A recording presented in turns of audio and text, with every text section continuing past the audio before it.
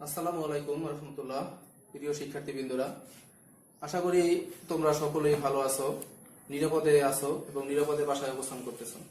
তোমরা যখনই বাসা থেকে বের হবে কোনো প্রয়োজনে, তাহলে অবশ্যই তোমরা বাইরে বের হওয়ার সময় মাস্ক ব্যবহার করবে এবং বাইরে থেকে ফিরে এসে অবশ্যই বারবার সাবান পানি দিয়ে হাত ধুবে। প্রয়োজনে তোমরা হ্যান্ড স্যানিটাইজার সাথে রাখতে পারো। বর্তমানে বাজারে কিছু হ্যান্ড স্যানিটাইজার পাওয়া যাচ্ছে, সেগুলো তোমরা সাথে রাখতে পারো এবং আশা করি তোমরা নিরাপদ থাকো, সুস্থ থাকো। আজকে অনলাইন স্কুল শফিকুল মাধ্যমিক বিদ্যালয়ের অনলাইন স্কুলে তোমাদের সকলকে স্বাগতম।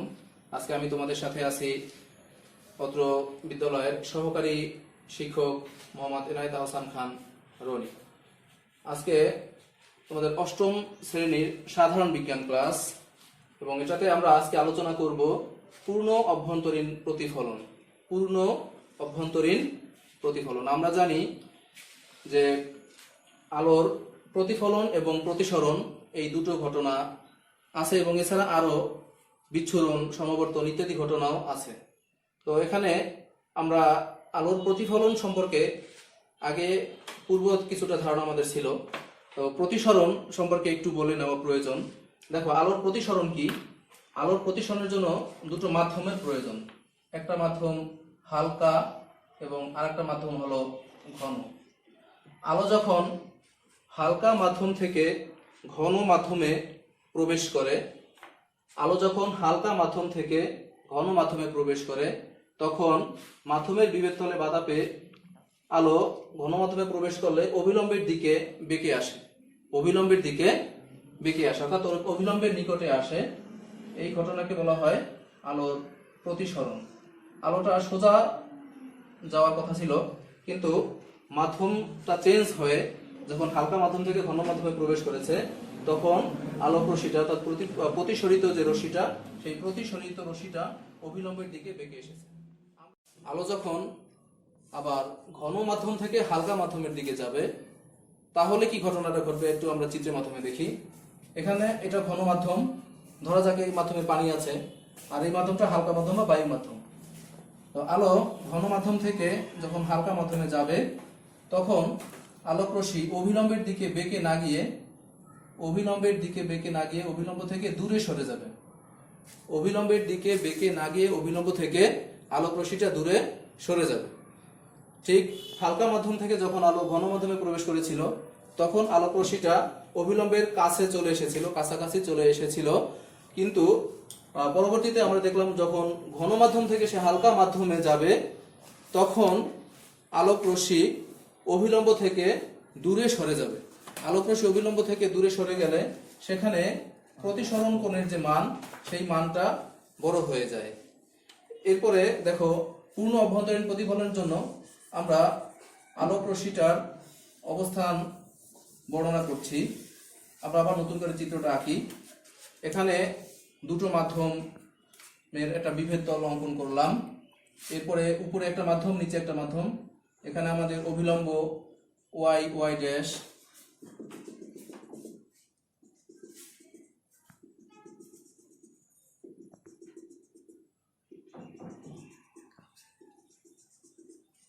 এটা হলো ঘন মাধ্যম আর এটা হলো হালকা মাধ্যম। একটি আলোক রশ্মি ঘন মাধ্যম থেকে একটি আলোক রশ্মি আপাতিত হবে, অভিলম্বের দিকে আপাতিত হবে। এখানে আপতন বিন্দু ও আপাতিত রশ্মিটি প্রতিসরিত হয়ে অভিলম্ব থেকে দূরে সরে যাবে। এখন এখানে অভিলম্বের সাথে যে কোণটা তৈরি করেছে, সেটা হলো আপতন কোণ, এবং এখানে যে কোণটা তৈরি হয়েছে সেটা হলো প্রতিসরণ কোণ। এখন আমরা যদি এই আপতন কোণের পরিমাণকে আরো বৃদ্ধি করি, আপতন কোণের পরিমাণকে যদি আমরা বৃদ্ধি করি, তাহলে এটার সাথে সাথে প্রতিসরণ কোণের মানও বৃদ্ধি পাবে। আপতন কোণের মান বৃদ্ধি করলে সাথে সাথে প্রতিসরণ কোণের মানও বৃদ্ধি পাবে। আপতন কোণের মান এর থেকে আরো বড় যদি করি, তাহলে একসময় প্রতিসরণ কোণটা 90 ডিগ্রি হয়ে যাবে।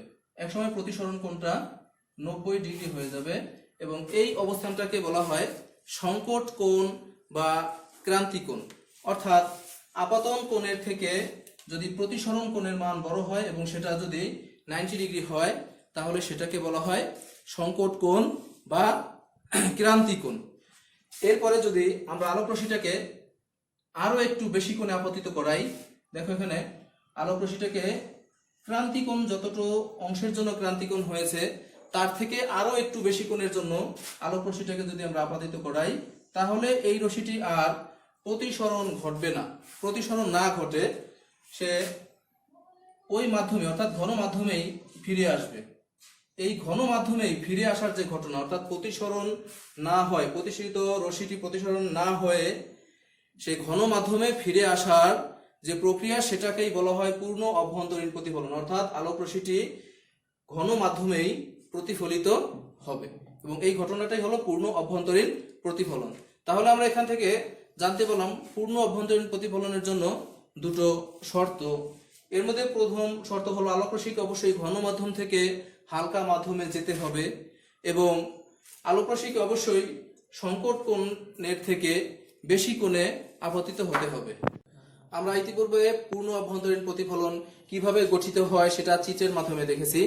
পূর্ণ অভ্যন্তরীণ প্রতিফলন সম্পর্কে এখান থেকে আমরা দুটো সিদ্ধান্ত নিতে পারি। অর্থাৎ পূর্ণ অভ্যন্তরীণ প্রতিফলনের জন্য দুটো শর্ত আছে।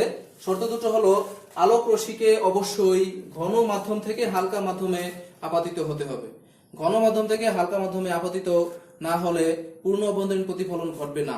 আবার ঘন মাধ্যমের আপতন কোণ ক্রান্তি কোণ অপেক্ষা বড় হতে হবে। ঘন মাধ্যমের আপতন কোণ ক্রান্তি কোণ অপেক্ষা বড় হতে হবে, তাহলেই পূর্ণ অভ্যন্তরীণ প্রতিফলন ঘটবে। তাহলে আমরা যে দুটো শর্ত পূর্ণ অভ্যন্তরীণ প্রতিফলনের বেলায় শিখেছি সেই শর্ত দুটো তোমাদেরকে অবশ্যই মনে রাখতে হবে। এরপরে দেখো পূর্ণ অভ্যন্তরীণ প্রতিফলনের সাথে সাধারণ প্রতিফলনের পার্থক্য। পূর্ণ অভ্যন্তরীণ প্রতিফলনের সাথে সাধারণ প্রতিফলনের পার্থক্যটা কোথায়? সাধারণ প্রতিফলনে সাধারণত আলোর কিছু অংশ হলেও প্রতিসরিত হয়, কিন্তু পূর্ণ অভ্যন্তরীণ প্রতিফলনে আলোর সম্পূর্ণ অংশই প্রতিফলিত হয়, কোনো অংশই প্রতিসরিত হয় না। দেখো আমি এখানে পূর্ণ অভ্যন্তরীণ প্রতিফলনের সাথে সাধারণ প্রতিফলনের পার্থক্যটা লিখে দিচ্ছি। পূর্ণ অভ্যন্তরীণ প্রতিফলনের সাথে সাধারণ প্রতিফলনের পার্থক্য। সাধারণ প্রতিফলনের বেলায়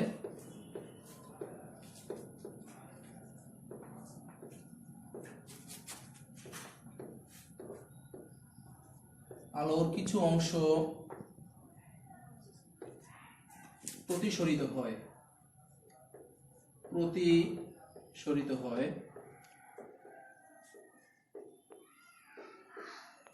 হয়, কিন্তু পূর্ণ অভ্যন্তরীণ প্রতিফলনে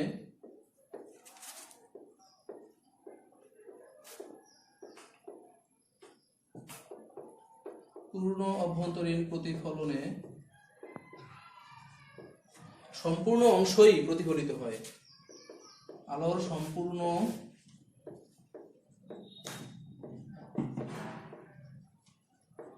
অংশই প্রতিফলিত হয়। এছাড়াও পূর্ণ অভ্যন্তরীণ প্রতিফলনের জন্য আরো কিছু বাস্তবমুখী ঘটনা আছে, যেমন মরুভূমিতে মরীচিকার সৃষ্টি, সেটাও পূর্ণ অভ্যন্তরীণ প্রতিফলনের কারণে হয়ে থাকে। এরপরে পূর্ণ অভ্যন্তরীণ প্রতিফলনের কারণে সাধারণত পিচের যে রাস্তা, সেই পিচের রাস্তায় দুপুরে রোদ পড়লে মনে হয় সেখানে পানি জমে আছে, এবং সেটা ঘটে থাকে পূর্ণ অভ্যন্তরীণ প্রতিফলনের কারণে, এবং এই ঘটনাটাকেও আমরা মরীচিকা বলতে পারি। তো প্রিয় শিক্ষার্থীরা, আমরা আজ পূর্ণ অভ্যন্তরীণ প্রতিফলন সম্পর্কে শিখলাম। এখন তোমাদের জন্য ছোট্ট একটু বাড়ির কাজ রয়েছে। বাড়ির কাজ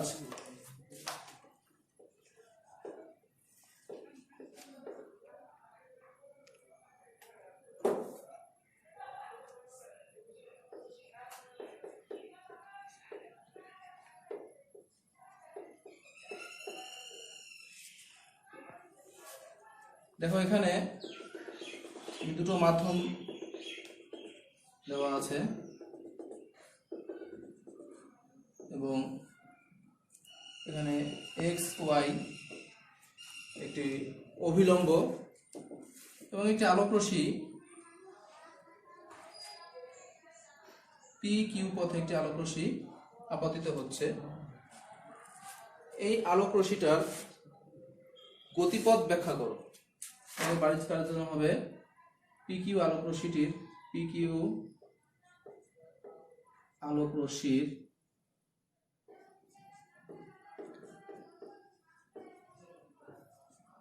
গতিপথ ব্যাখ্যা করো।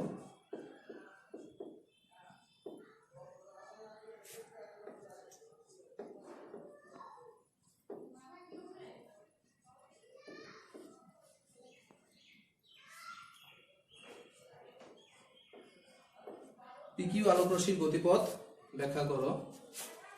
এটা হলো 1 নম্বর। 2 নম্বরটা হলো আপতন কোণ বাড়ানো হলে কিরূপ ঘটনা ঘটবে।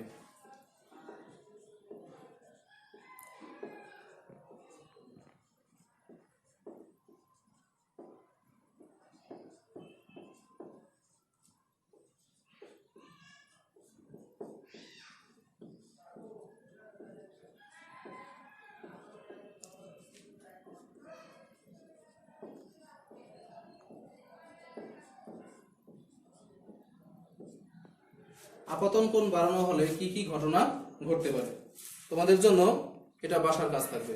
তো প্রিয় শিক্ষার্থীরা, ধন্যবাদ তোমাদেরকে অনলাইন ক্লাসে অংশগ্রহণ করার জন্য। এবং তোমাদের জন্য একটি রিকোয়েস্ট থাকবে, তোমরা বাসা থেকে বের হবে না, বাসায় থাকো এবং সবসময় স্বাস্থ্য সচেতন থাকার চেষ্টা করো।